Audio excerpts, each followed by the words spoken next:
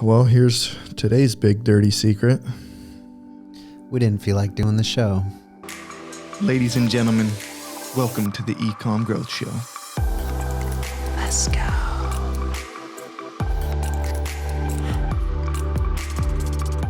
Hardly even want to be here.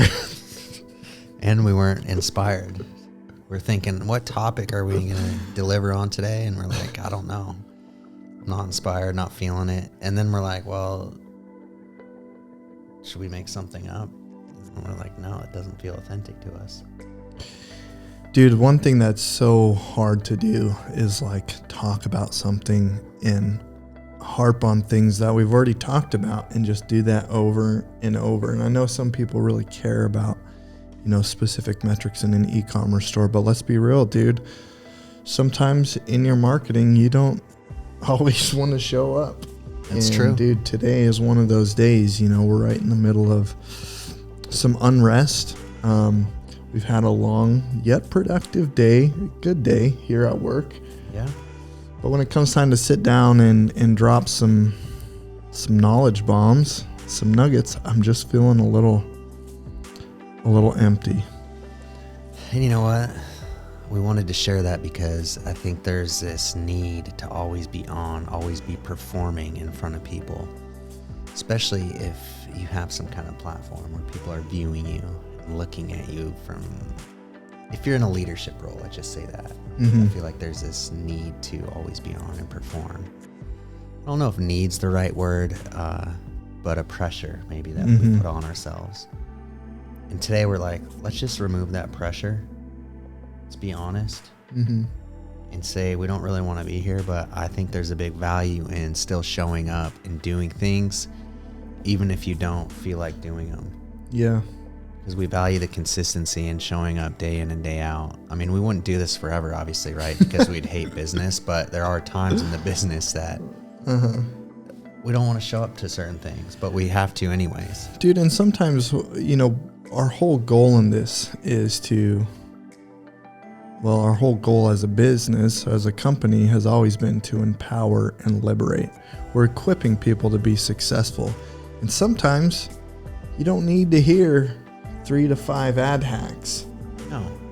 Because we've covered that a few times. We've given really good principles, and for us to do that over and over just feels redundant. But you know what was one thing we shared in today's team meeting that, is valuable to people right now is like, hey, we're in the middle of a little bit of craziness. We don't know who is going to lead this country. We don't even know how this country is going to react depending on the result. And we're still showing up, and we're like, one thing I extended to the team, I said, guys, regardless of your beliefs, your opinions, we all vote for different people. For what it's worth, nothing's going to change here. This is still a safe, loving environment, and we work with all kinds of different peoples with all kinds of different beliefs, but you know what? We're still going to show up here, and we're still going to chase the common goal. Not only are we going to show up, Rob, we're still going to show up respectfully, work well together, and there's no weird conflict. And we're going to thrive. About it. We're going to thrive together. And so for people who are, thinking about their business, maybe they're feeling anxious, specifically about the times, maybe you don't want to show up, maybe you don't feel motivated, maybe you're distracted. Just show up. Stay in the process.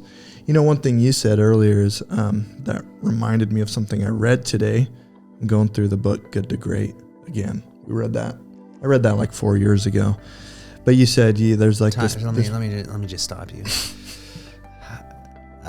We read it 4 years ago. That's when we were just starting out in business, and probably a lot of the principles went over our head. We didn't fully grasp them because I'm big on learning things as you need them, not taking in all the information if you're not going to use it yet, but gaining new information as you need it and can use it. Yeah. Going through it again 4 years later, are you noticing you're consuming it differently? There's different insights you're pulling from, or what's that like? Dude, honestly, a lot of it affirms what has felt natural to me, which is, that feels good. It's talking about this level 5 leader, and I'm reading through it and I'm like, I have a natural tendency to fall in that. I'm a level 10 leader. Just kidding. But so back to what I was saying. No. You're avoiding the question. You said it affirms a lot of what you believe. Yeah, Okay. well, So you want me to answer that I want you to first? dive into it a little more. Well, one of the nuances of a level 5 leader is that there's this idea that they're trying to define, what is a level 5 leader? What is a good leader? And they're trying to come up with all these descriptive words for what that is. Is it a selfless leader? No, not necessarily. They show selflessness at certain times, but that sounds too weak for what we see. And the whole idea of the book is that they've picked out 11 of these top performing companies. They had all this criteria, and they're really, really excellent companies. And then they're finding commonalities and also things that contrasted between good companies versus great companies. So one thing that was a funny thing that showed up in the data is all the good leaders, the level 5. Did you fart and burp at the same time? No, dude, it was just a verb. Okay. So the way you responded. So all the level 5 leaders, the reason I responded that way is because I thought I could stop it, but I couldn't. So the level 5 leaders all had this commonality of they all said, they all kept saying they were lucky. And then these guys are trying to work off of zero emotion, but pure data. And they're like, well, what do we do with that? We can't use that as a descriptive word for a level 5 leader. Like they're lucky. Yeah, but then no one can attain that. But they dug a little bit deeper, and they said, all these great leaders that are leading great companies, they have a certain tendency, when things are going well, to chalk it up to like it was a blessing. It was lucky. It wasn't all about me. It's this idea of looking through a window or a mirror. And guess what? The good companies, not the great companies. Basically, it was this idea that when things happen good, a great leader is exalting his team. He's not trying to take all the credit for himself, but he or she is kind of like looking at the full picture and saying, acknowledging who contributed to that. And, even this X factor of feeling like, we got lucky. But in the contrasting companies that were just good, they oftentimes looked at similar circumstances as being unlucky. So it was actually just this lens of like a good level 5 leader is saying that things happen for me, and just a great leader says that all of this happened for my benefit, whether it was a challenge or a good thing. And then the good leaders are just saying like, they're have tendencies of blaming people when things go bad, and when things go good, they try and take all the ownership on their own. Whereas a great leader says, when things go bad, how can I be better? That's where the mirror is. It's like two different perspectives on good and bad, and opposite responses. When things are good, they're saying, hey, it's not all me, it's the whole team. When things are going bad, they're saying, you know what, I have extreme ownership in this, and there's probably some things I could have done to do that better. But the good leader, that's a good principle. Yeah, I'm beating it to death now, just saying the same thing over and over. But then the other person who's not a great leader, who's only a good leader, says, when things are going well, it's all me. When things are going bad, I have 100 things to blame.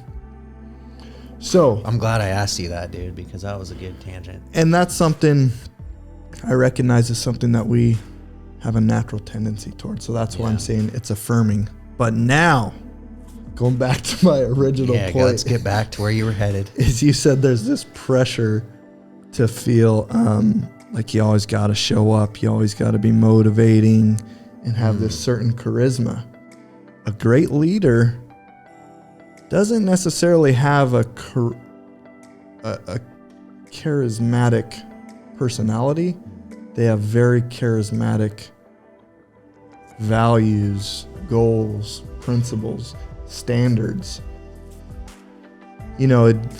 Somebody having a good person, I feel like you show up and you can rally the team. You can get under people's skin. You can make them excited and really get them going. I feel like I can either piss them off or I can make them excited. In a good way. Get under their skin in a good way. Well, in a good way, there's a nice tension there sometimes. Sometimes you call people out, and I like that. I see what you're saying. I would say you have a pretty charismatic personality.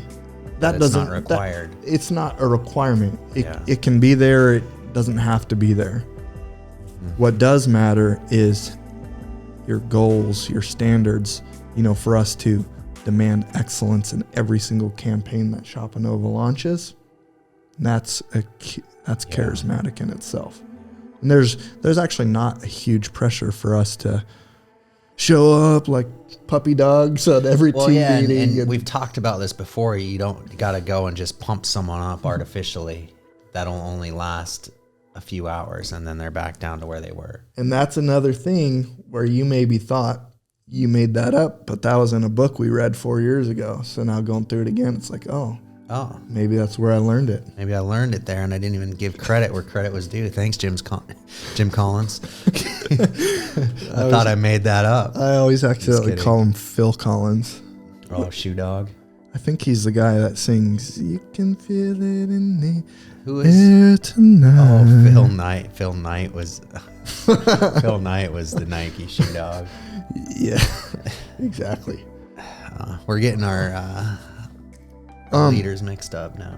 But one thing I do feel like would be worth mentioning is just on that line of having hope, even though external circumstances feel out of control. Yeah. We talked a little bit about Viktor Frankl, who's a Holocaust survivor. And he, as far as a human goes, there's not much more you could strip from a person than what the people in the Jewish Holocaust went through. Yeah. They weren't able to eat. They were extremely mentally, and physically abused in many, many ways. And absolutely everything was taken away from them. All of their external circumstances were out of their control. One thing where he found one little bit of power, and actually this was like kind of a will to survive and a will to, find happiness, was the one thing they can't take from me is my ability to choose this situation for myself. And him being in his head being like, okay, I can't even imagine what happened in those camps, but for him to just be able to say, this is what it is, these are my external circumstances, these are out of my control, but I'm not choosing this. There's actually power in that. And I think when we can kind of take ownership of that, it makes our external circumstances feel a lot less scary, because we do have a lot of choice in the way we live our lives, in the way we run our businesses. And more than anything, our perception plays a much bigger role in how we physically feel about things than what's actually happening. To sum that up, guys, you don't need a hype man. You just need to understand the power of choice that you have within you. Yeah. That's good, dude. I say you wrap it up. Yeah, dude. Wrap it up, Rob. I'll just wrap it up because we don't have anything to prove here. We do have a huge value in showing up for you guys, being consistent, being authentic. Yep. It feels a little weird to show up with that much of a topic. So I actually do hope you did find some encouragement, some value in this. And even just, I've always appreciated the ability to not just view a company that's doing well and try to mimic all the good things that they're doing, but if I can actually see some of the struggles they're going through, I'm like, that's how they're humans. They're humans, and that's how they got to where they are. And it's okay that I'm human too. So being a little vulnerable, sharing some of that today is valuable in its own way. Sorry we didn't have like a ton of huge e-commerce nuggets for you guys. Don't apologize. Just kidding. Weak. Just kidding. I'm not apologizing. You're sounding weak. I'm just kidding. We'll show up refreshed, ready to go. But I hope you guys are out there having a wonderful, wonderful day. And we'll catch you next time.